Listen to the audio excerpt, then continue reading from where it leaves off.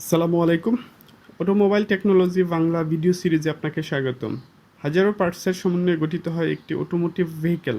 একটি গাড়ির প্রত্যেকটি পার্ট আলাদা আলাদাভাবে কাজ করে গাড়িকে সচল রাখে। কোন পার্ট কী কাজ করে, ড্যামেজ হলে কী ধরনের সিমটম দেখা দেয়, এর ফলে কী কী রিস্ক থাকতে পারে, এরূপ গুরুত্বপূর্ণ বিষয় নিয়ে আলোচনা করা হয়ে থাকে এই ভিডিও সিরিজে।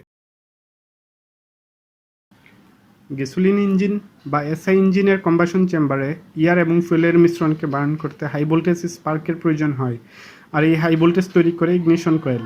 ইগনিশন কয়েল খারাপ হলে ইঞ্জিন সিলিন্ডার মিস করে, এর ফলে উক্ত সিলিন্ডারে পাওয়ার প্রডিউস হয় না, ইঞ্জিন ভাইব্রেট করে পর্যাপ্ত শক্তি প্রডিউস করতে পারে না, এক্সস্ট ইমিশন বেড়ে যায়।